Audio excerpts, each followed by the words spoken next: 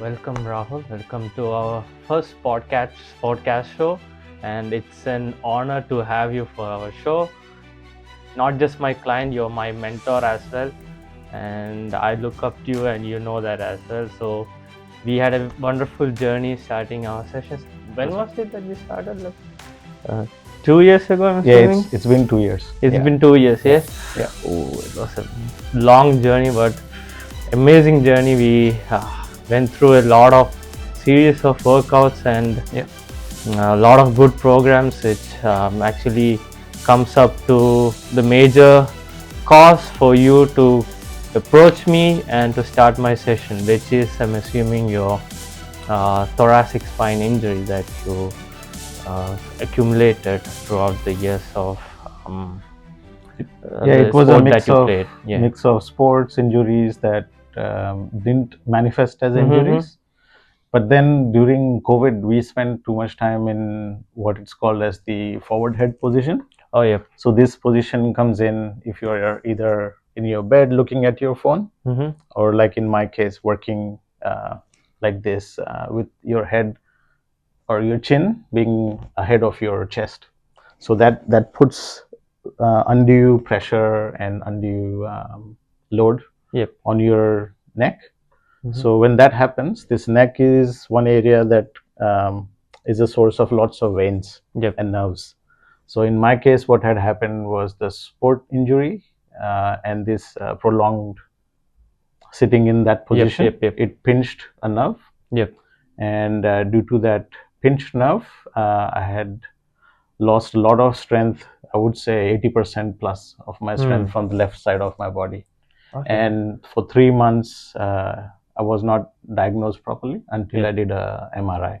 So for 3 months, it was pain. And from a mental side of things, if you're into sports or something, you don't like to see yourself getting weaker.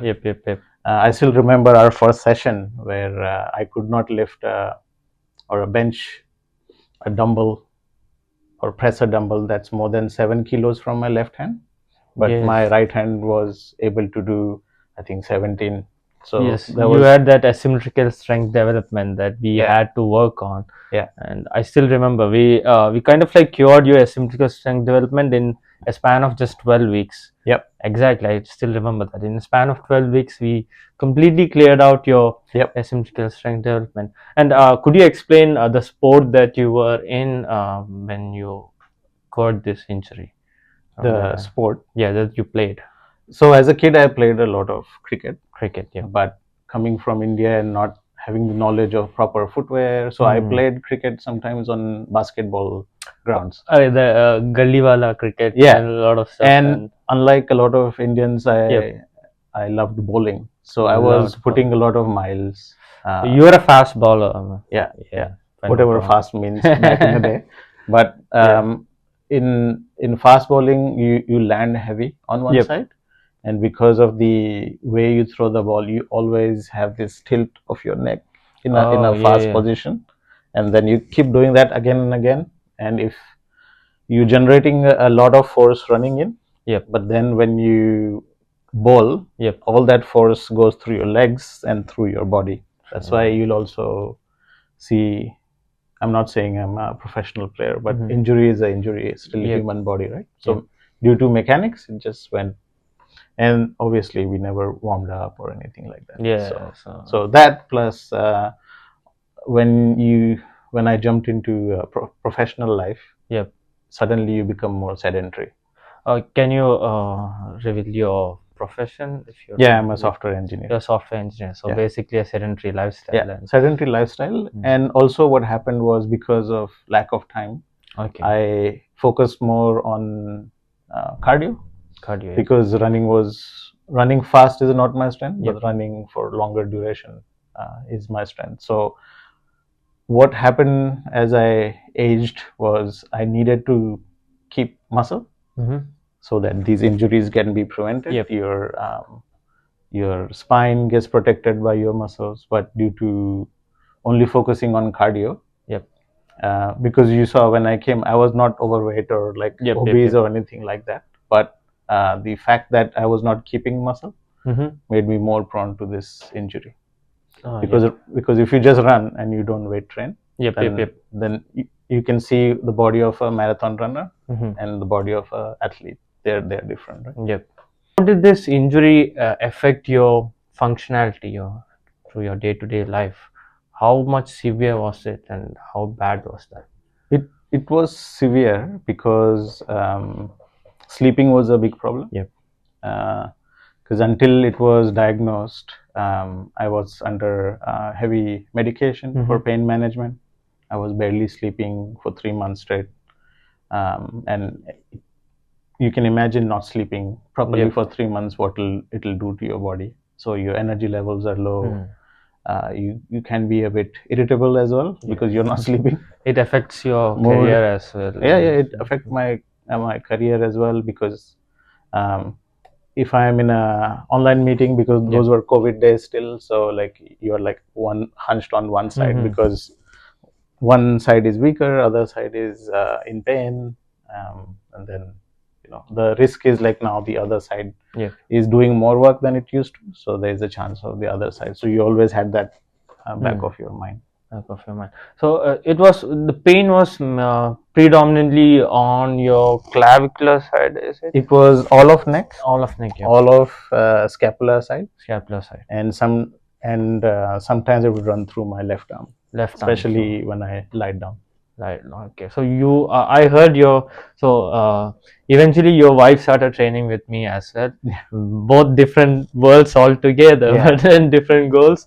But yeah, when I was talking to your wife as well, and she mentioned how you used to sleep on the floor because of the pain that kind of like restricts you from sleeping on the bed. Yeah. And I can say, it's safe to say that you had a pain from, on a scale of 1 to 10 would be, I think I would say 9. 9, yeah. It would be worse if you're in a car.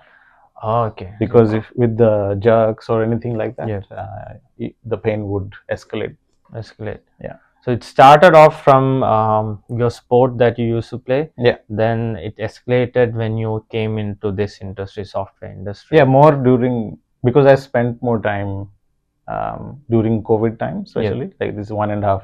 Melbourne had the longest COVID lockdowns, right? COVID lockdowns, yes. So you can say almost for the span of 18 months, there was a lot of time like this. You couldn't go out. So even the running that I was doing, you couldn't do a lot of that. I think we also had a 500-meter radius rule that you could not go outside that. So because of that, even that was not as much as I wanted. So lack of motion and being stuck in like weird positions, because that's what I remember. But if you're on a sofa, you maybe are in a different position. Again, not a good position for your head. Well, yours is one of the best progress that I have among my list of clients that I have with the spine injuries. And yes, I think how much of weight training has helped you during your functionality as well, for your functionality as in your day-to-day life? I think weight training gives you one confidence, like in your appearance as well, because your clothes fit well and things like that. I think it could be for guys that weight training kind of releases maybe endorphins or whatever. Right? So in my case, it's not true for everyone. But in my case, once I've had a good session where I maybe struggled a lot, I actually feel good after that, because it's like okay, next time I'll do this. So I look forward to something. But it's all mindset and discipline thing, which thankfully I had because of the sports that I played. Because the day that you have a bad session playing and you got whacked around the park, you are always motivated. Next time I'm going to not make the same mistakes, or you will analyze, and like that's how I am. So it was something to look forward to, and gives a little bit more purpose besides the 9 to 5 jobs that you do or anything like that. And you channel your frustration to the weights as well, whatever happened throughout the day. Yeah. I mean, that was always the case. Whenever I did not go so dedicated into weight training earlier, but when I did weight, that was a very good outlet for me. Because I don't believe that if you had a bad day at work, people Yeah. around you should also have a bad day because of you. Yeah. So it's better to channel your anger, your whatever 100%. on the weights, and as a side effect, maybe you get good muscle. You get more jacked Yeah. as a side Yeah. effect. Because I do remember there were like certain sessions that we did. We went all in. Like your PR was incredible, specifically with the legs. And I noticed like you have this discrepancy of strength ratio with your upper body and your Yeah. lower body. Yeah. So, and with legs, I've remember like some days when you were like so frustrated, and we just went all in on the Yeah. legs. Yeah. Oh, that was really good. Yeah. And yeah, another thing was that you had diabetes as well, like almost in the verge of getting diabetes. Yeah. And it's all because of age and lifestyle and everything. So Hereditary. hereditary as well, like much like Father, yep. South Asians are predisposed to diabetes because of the diet that we have. Diet that we have, So yep. so that's another thing. So if I am focused on lifts, or when in the past I was focused on doing well in sport, Yep. I change myself or my eating habits or sleeping habits to enable those things. So I can't be eating chole bhature every day and then expecting to be a good lifter. At least for my body, it doesn't work. So I understood that since long time. So if you have to be able to good at lifts, then you have to change your diet. And the way it goes is like that diet is also good for controlling your blood sugar. Yep. So that's a win-win as well. Yeah. So you, I know that you're very disciplined, so it's pretty much easy for you to maintain the actually really good diet. And you know that if you want to get into a really good diet, and it's not that hard. It's not like you just have to eat chicken, rice, and broccoli, just like how this conservative bodybuilders do. Yeah. You don't necessarily have to you're do not that. competing at that level. You are not Khabib, you are not Virat Kohli, you are not. But if your goal is much smaller than them, then if you understand your food, it's good. And nowadays, especially with how easy you can order food and things like that, I even order food, but what I order also has changed over time, right? So I don't order one full plate biryani. Someone else ordered it, I'll taste a little bit, but I'll try and get to make sure that I'm close enough to my macros. And other thing that benefits is like for at least 5-6 days a week, I pretty much try to eat the same thing. It's just easier because if you know, okay, if I eat 3 egg omelette and 1 slice or 2 slice of bread with something, how much macros does it have? So if you keep changing it, you have to keep tracking it. So but if you keep, because I don't have time, so if I eat the same thing for breakfast, I know I started with 350 calories and X amount of protein and so on. So being little bit boring in that sense is fine, but by boring I don't mean, so let's say you want to eat chicken and rice. So with spices don't add up to that many calories, so it doesn't have to be boring. So someday if you're adding one set of spices, someday you just put salt, pepper and lemon, and so it will be different things. And we have this privilege of coming from a South Asian background. We play with our spices a lot. And specifically from India, so in land of spices, and we play around with spice, and we got myriad of options that you could. And so the major issue that I see with Indian bodybuilders as well as that they follow the conservative type of diet that they see from Western bodybuilders as well, because they are limited to certain menu, and they you know much better than me because you have traveled a lot. I love cooking as you well. love cooking as well. So you know how Western bodybuilders, they would just relegate to using just salt and pepper, but there are a lot of other options of spices that you could use, and it doesn't elevate your calories in any way as well. It just sticks to the same calories. I think oil is one factor. Spices don't add that much to your calories. Oil is one.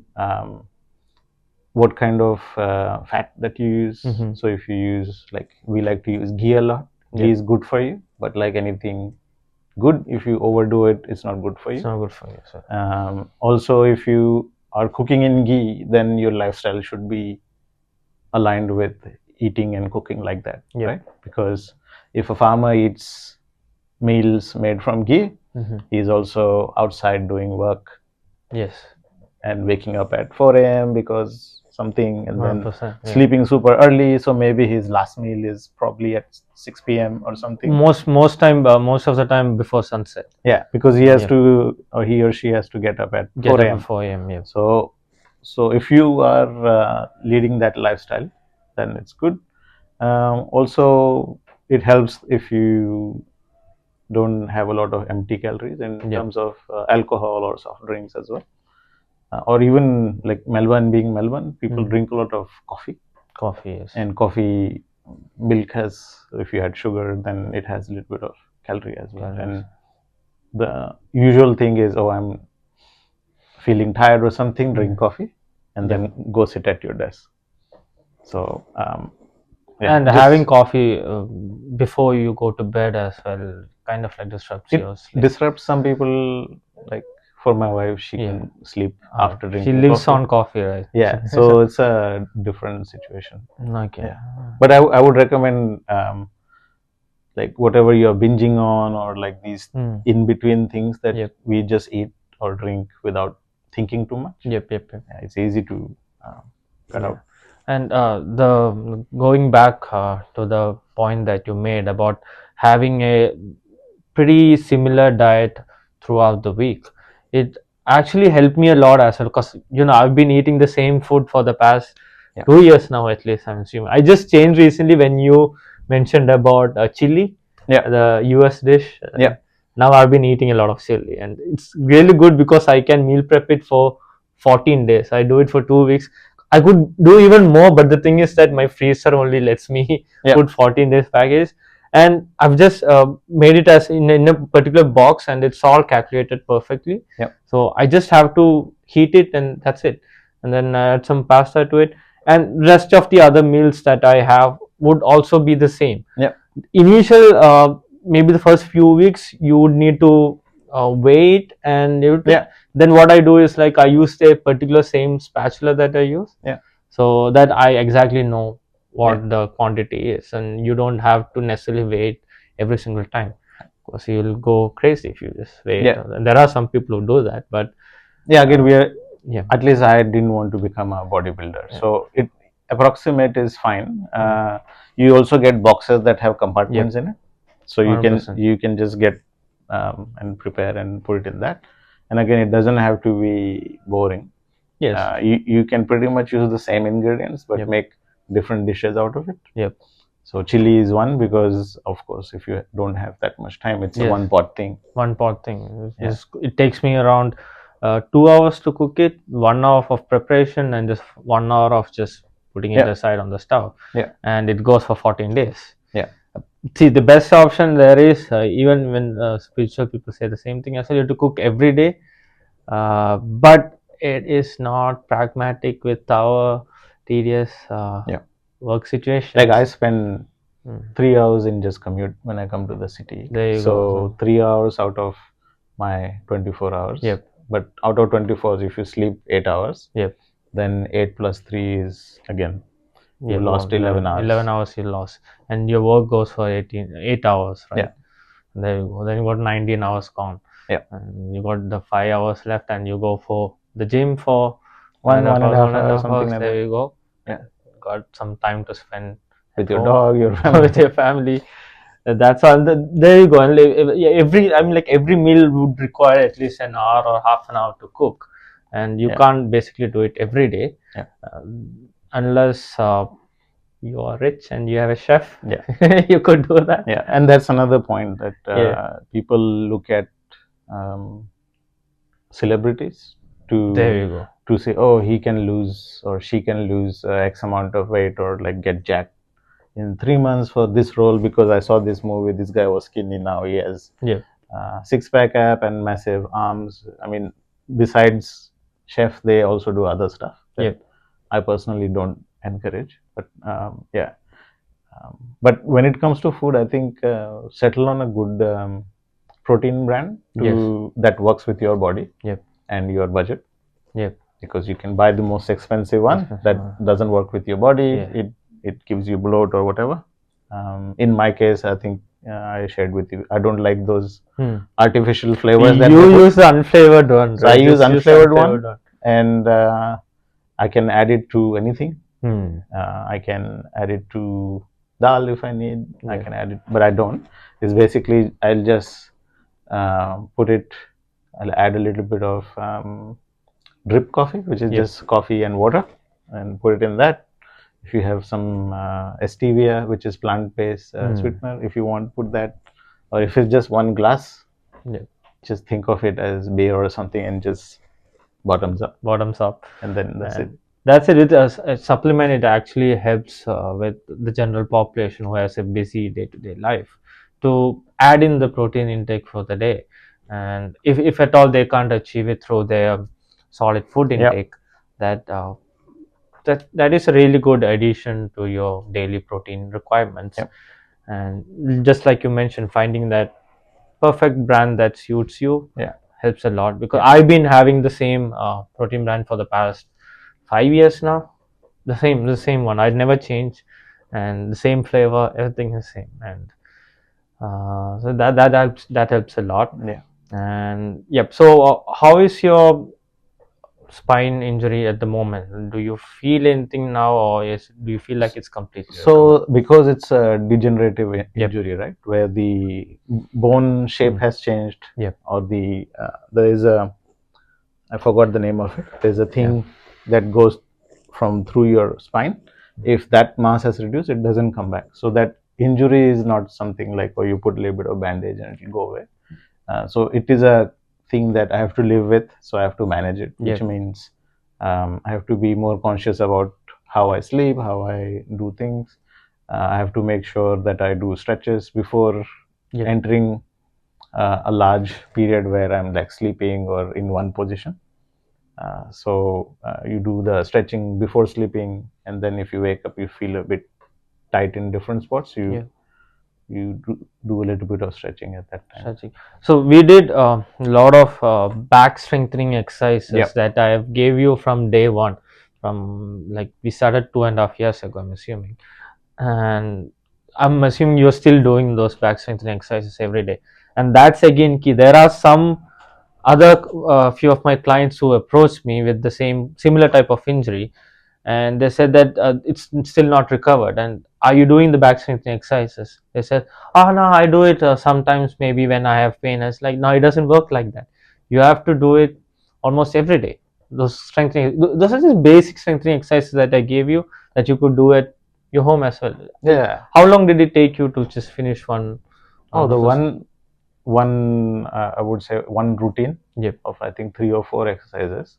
I do it before sleep. It hardly takes 5 minutes. It hardly takes 5 minutes. And I think it's a mindset shift, because if you think, oh, if I have pain, then I take a Panadol. So instead of Panadol, I'm going to do this exercise. It's not for that. It's something like, if you do it every day, your muscles will move in a certain way before and after your sleep or something like that, and then it will prevent instead of patch your injury. So it will prevent you from getting more pain or more hurt in the future. It's like a compound effect, you have to do it repeatedly, and so that you avoid the pain altogether.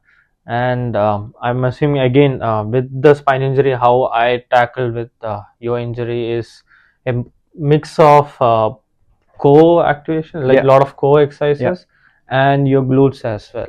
We emphasize more on your core and glutes.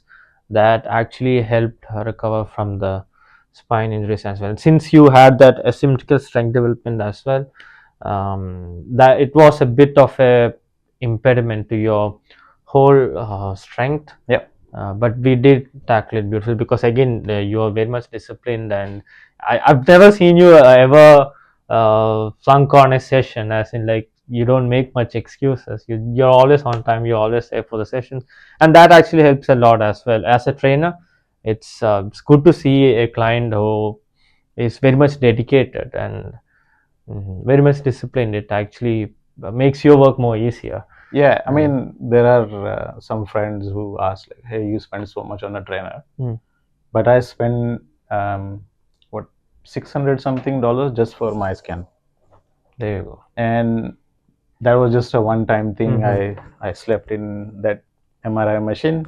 They charged me $700 something. Did it fix me? No. No, It just told me this is broken. So instead of this happening again and again, then medicines and this and that, um, I thought at least on days where I need help, I would train with you. Yep. Especially the days I'm going heavy or my imbalance might come into getting more hurt. Then I have focused on that. Days when you require a spot, basically. Yeah, like exercises, maybe like like bench press, for example. Yep. So if I'm bench pressing and my left side of the body says no, I give up, Yep. then one side of your bar will go in a weird spot and you might get hurt. So having a spotter helps, and knowing how to spot is also a thing. I've seen injuries done by the spotter By the spotter as well, because they're distracted or it slips or something like that. So yeah. And there were certain exercises that you were not able to do prior to the injuries. Now you're specifically with the deadlift. I've seen, like, when we initially started, you had a quite a bit of an impediment in doing deadlifts, but now, God, I think you do 140 now. 140, if I'm not I think wrong. when we did one PR max, we did 140. 140. We did 140. 140, and by myself, after like the back exercises kept compounded, I can do 100 without too much issue. Yeah, 140. So please don't juxtaposition this with power lifters. That's a whole different genre. No. For a general population guy, for Rahul, who's 42 years old now. I was gonna say 42. I knew it was 40. For a person who's a 42-year-old, 140 is actually phenomenal. It's beautiful. That's like doing 140 kilos. And when you compare it with a power lifter, it's a whole different story. I mean, then I have to stop doing my profession. I just have to focus on that. But I think I was also reading that if for a normal person to be in a good state, if you can do double of your body weight in deadlift, same weight as your weight in bench, and there's like some other things as well, like how much you squat is like probably 1 time or the same as your weight, then you are like in a good physical state. So I'm just hoping to maintain that and get better wherever possible safely. So that's how, when we started off with I don't know, very low weight. We couldn't even do deadlifts. We started with a very light, like 10 kilos plates. We just loaded some 10 kilo plates and we just started. And certain other exercises like squats as well. We started very low. And this is again the compound effect that I mentioned. You do it gradually, incremental steps. Take one step at a time, and we have reached. You are beating your own personal records at the moment, and it's all compound effect. You just take your time with it, and you'll reach your goals somehow. I think I think people should find a way to like the 1 hour Like what they or do. 1.5 half hour that they're exercising. If you are hating every moment that you are there, then it's a bit challenging. So, and how did it affect you with your cortisol levels as well? Did you feel that weight training helped a lot in reducing your cortisol levels? I don't know. I will have to do a test for that one, because I can disconnect from things. The anger and everything is not at something, because you just have built up something and you always need some time to release it. Like you cannot be angry forever. So especially for work stuff. So you had a bad day at work, you are angry, and instead of just sitting on a couch and then letting it dissipate, use it in the gym. So it had to come out one way or the other. 100%. So might as well use it in a beneficial way. Again, like you mentioned earlier, the side effect is building a lot of muscles. Yeah, That's it. Yeah. And yeah, but I'm glad that our journey actually changed your life and recovering your, I think 100% from the back injury. You don't feel the No, pain anymore, I'm assuming. no. And it's been ages since you I have not taken lost any pain medication for it. for it, which Of would, course, like when you're pushing yourself in the gym, sometimes you don't know why it's hurting. yes, Maybe because it's the same body, right? oh, So if 100%. you're doing like something like with shoulder or something, maybe my shoulder will hurt. Yep. But knowing that it's happening the day after that exercise tells me it's more because of the workout and not because of the injury. It's DOMS, delayed onset muscle Yeah, soreness, and yeah, it's a good pain actually. yeah, I yeah. miss that pain at this point because I don't get it much often. Yeah, in Uh, my leg exercises or the days after legs, yeah. sometimes I feel, did I not go hard enough?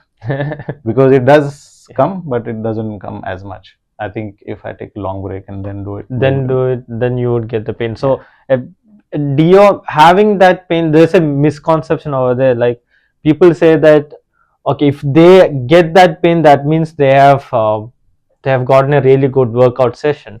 But it doesn't actually necessarily have to be that way, no, because sometimes DOMS, delayed onset muscle soreness, would actually cause an impediment to your workout. Actually, if there is a soreness, it would restrict you from doing your program next day, as in like the session next day. yeah, It would cause a bit of an obstacle. yeah. So Some of it is physical. That if you are sore and stuck, yep, some movements will be harder for you yep, because you are stuck. Other would be like because of pain, you might not be motivated to do it. Like that is one thing that you have to battle. so Take motivation yeah, slightly out of the picture and just follow it. follow it. So have you considered going back to playing cricket, the sport that From you're I always want to, but from a time perspective, it's time difficult. perspective is difficult. Otherwise, I would love to.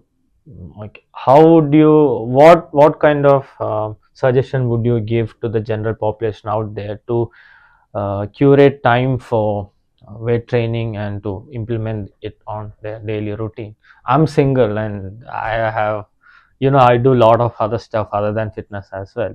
I have the time, so but for a general population like people your age. I think people have to prioritize Yes. something. Mm-hmm. Maybe I can give 1.5 hours. Yeah. You can give 45 minutes, but I'm sure you can set up a program to destroy someone in 45 minutes, right? 100%. Yeah. So figure out how much time you can give, and it's worth giving some time to yourself. This is your own time. Yep. And we don't have that much time on this planet. Don't want to be having pills and in pain and things like that. Then do it. Be very humble Yep. about lifting weights or even doing anything so that you don't get injured. Yeah. Food, definitely. Definitely. Yeah, Yes. because in our cuisine, food is tasty, but may not Yep. be the best for your goals. Sugar Stuff that you can order online, it might have too much salt as Yes. well. So just being aware, being more conscious, and a lot of people also eat emotional eating. I'm not feeling good today, so I'll eat a pizza all by myself.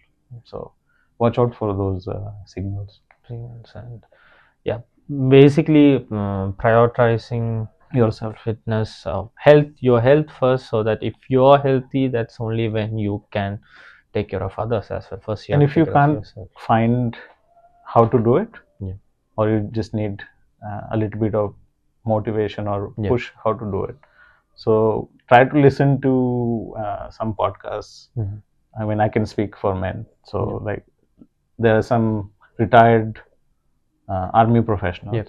So there is this guy called Tim Kennedy. You don't have to be a Mhm. fan of him as a person, but he, I think, was a Marine in the US Yep. forces. He has a master's degree. He has books. He has business. He has organization.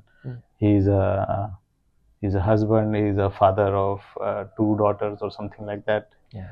So he somehow, and he, what makes it was he's also a UFC fighter. Oh, is it? I follow UFC. So Yeah, Tim Kennedy. Tim Kennedy. Okay, which belt is? I can't remember, but Which weight section? but he must be like my age, Okay. and he somehow did all this By having a family. while having of course he got support from his Yeah. wife, but even if you take that out, let's say she takes care of all the kids, Yeah. he still has to dedicate some of his time to his kids, otherwise they won't recognize him, right? But if he is training for MMA, Yeah. running businesses, at one time he was also ex-military, he must have one skill that he must have is time management. Even if you're disciplined, if you can't manage time, it's not going to work out. There you go. Right? So try to manage your time. Just see, like I've cut out some activities that used to take time. Right? So 100%. So that's basically it. Again, discipline comes to play in everything about not eating those things that you're not supposed to eat. Specifically, the general population, they have some social obligations. They have to go to this social events. I tend to avoid as much social events as possible. So if you have sugar in your house, that's when you want to eat sugar. At this point, I think once you, again, quitting sugar actually helped me a lot. yeah, I don't have a sweet tooth. So And, the session here, I think, comes to an end now. And thank you so much, Rahul, for helping me out with this and being my first guest on the podcast. my And pleasure. I hope we'll get more really good guests ahead. Yeah. And thank you so much, Rahul. Yeah.